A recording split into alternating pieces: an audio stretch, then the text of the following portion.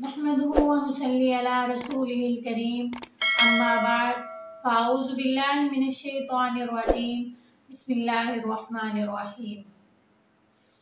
रब्बी इश्रह ली सदरी व यस्सिर ली अमरी वहलुल उक़दतम मिन लिसानी यफ़क़हू क़ौली। आमीन।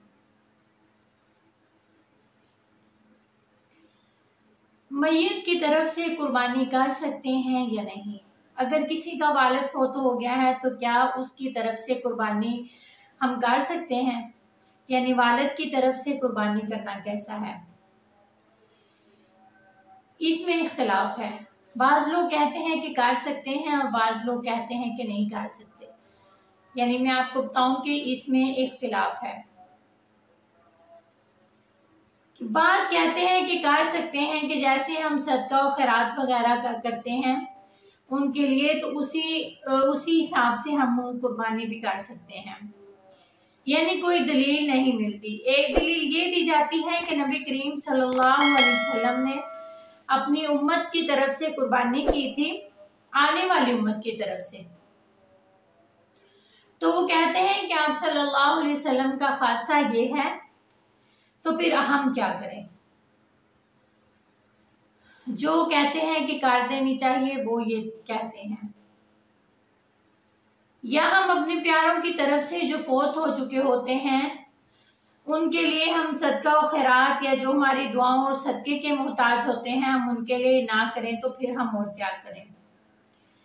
तो उनके लिए ये है कि आप उनकी तरफ से सदका कर सकते हैं, चाहे वो जानवर की सूरत में क्यों ना हो, जानवर को ज़िबा करने की सूरत में, लेकिन वो सदका होगा, कुर्बानी नहीं।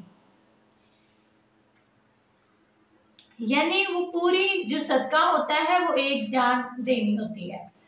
यानी हम या तो बकरा करेंगे या बकरी करेंगे उनके लिए, यानी क्योंकि हमने सदका करना है उनके नाम का, तो सदका जो है वो एक जान का देना चाहिए।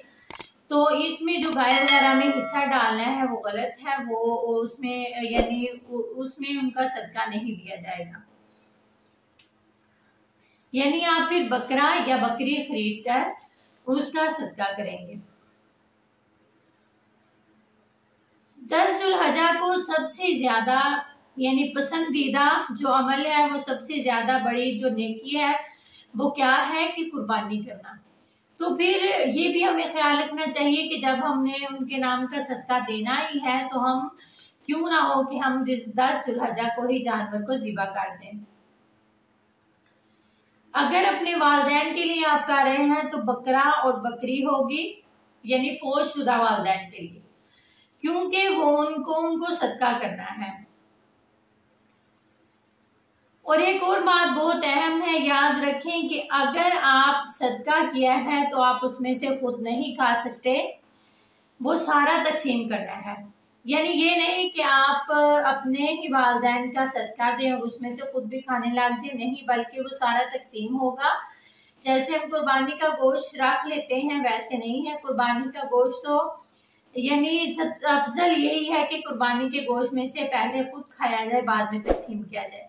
लेकिन जो माँ बाप फौजशुदा माँ बाप के लिए सदका देना है तो उनमें से जो गोश्त है वो हम नहीं खा सकते।